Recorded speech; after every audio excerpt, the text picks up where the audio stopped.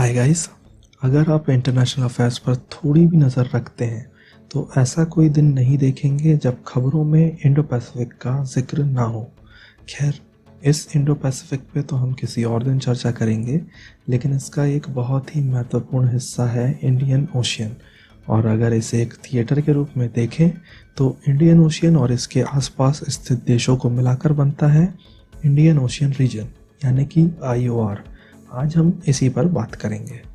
साल 2018 में new Delhi based think tank Raisina dialogue में ऑस्ट्रेलियाई फॉरेन मिनिस्टर मॉरिस पेन ने कहा था कि ग्लोबल पॉलिटिकल सिग्निफिकेंस की टर्म में बात की जाए तो अटलांटिक ओशियन को हमारे ग्रैंड पेरेंट्स और पेरेंट्स के ओशियन के रूप में देखा जा सकता है, वहीं पैसिफिक ओशियन को हमारे और हमारे बच्चों के ओशियन के रूप में, जबकि इंडियन ओशियन हमारे बच्चों और उनके बच्चों का ओशियन होगा। साथ ही अगर इस वक्त देखा जाए तो नॉर्थ कोरिया को छोड़कर ऐसा कोई भी न्यूक्लियर स्टेट नहीं है जिसकी मौजूदगी इंडियन ओशियन में ना हो। इस सब का मतलब साफ है, इंडियन ओशियन ही फ्यूचर है। तो चलिए सबसे पहले समझते हैं कि कनेक्टिविटी, ग्रोथ और डेमोग्राफी के पर्सपेक्टिव से इंडियन ओशियन रीजन की क्या इंपॉर्टेंस है, फिर इस रीजन में ट्रेड और सिक्योरिटी के लिहाज से क्या बड़े चैलेंजेस हैं, और आखिर में इस रीजन में हमारे लिए क्या फ्यूचर हो सकता है। तो चलिए शुरू करते हैं। लेकिन उससे पहले अगर चैनल पर नए हो तो चैनल को सब्सक्राइब कर लो, अगर वीडियो पसंद आए तो लाइक भी कर देना, और जाते हुए घंटी बजाना मत भूलना। Thank you.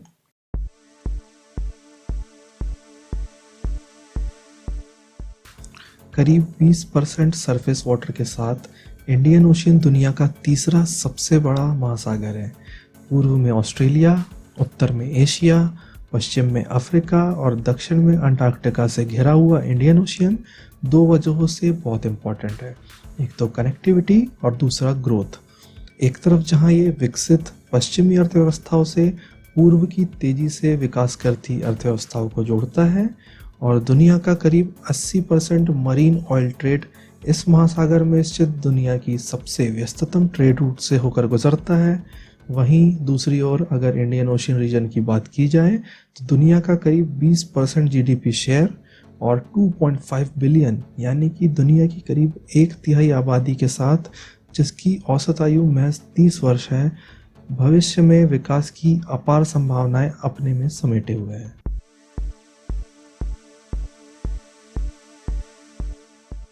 अगर ज्योग्राफिकल पॉइंट ऑफ व्यू से देखें तो इंडियन ओशियन में एंटर होने के लिए 4 नैरो पैसेज हैं, जो कि क्रिटिकल चोक पॉइंट्स भी हैं।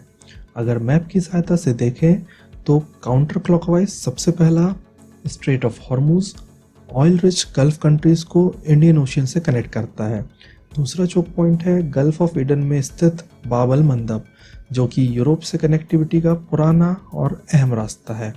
इसके अलावा मोज़ैम्बिक चैनल से होता हुआ केप ऑफ गुड होप को जाने वाला रास्ता बड़े ड्राफ्ट के जहाज़ों और लार्ज ऑयल टैंकर के लिए यूरोप का अल्टरनेटिव रास्ता है। वहीं ईस्ट में बड़ा ट्रैफिक स्ट्रेट ऑफ मलक्का से होकर गुजरता है, जबकि बड़े साइज के जहाज़ों के लिए strait of Lombok alternative route provide करता है। और स्मूथ अनइंटरप्टेड ट्रेड मूवमेंट के लिए इन चोक पॉइंट्स की सिक्योरिटी बहुत अहम है। यही वजह है कि हाल के वर्षों में इस रीजन में स्ट्रैटेजिक कंपटीशन बहुत ज़्यादा बढ़ा है। साथ ही नॉर्थ ईस्टर्न अफ्रीका के कोस्ट के करीब पायरेसी और एक्सट्रीमिस्ट ग्रुप्स की मौजूदगी भी इस रीजन के लिए एक बड़ी चुनौती है।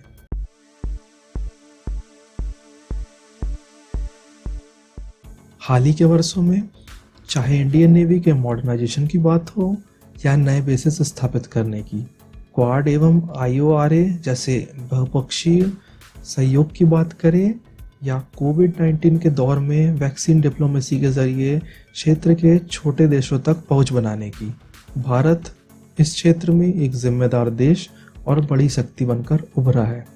एक बात तो तय है, 75% मैरीटाइम ट्रेड और 50% डेली ग्लोबल ऑयल सप्लाई के साथ इंडियन ओशियन रीजन आने वाले सालों में भी स्ट्रैटेजिक रूप से दुनिया का सबसे महत्वपूर्ण क्षेत्र बना रहेगा। और रीजन में चाइना के इकोनॉमिक एंड मिलिट्री थ्रेट को देखते हुए भारत और दूसरे देशों की भी कोशिश होगी कि इंडियन ओशियन आने वाले वक्त में स्थिर और शांतिपूर्ण बना रहे। आपको क्या लगता है नीचे कमेंट करके ज़रूर बताएं। फिलहाल के लिए इतना ही। Thanks for watching. मिलते हैं अगले वीडियो में।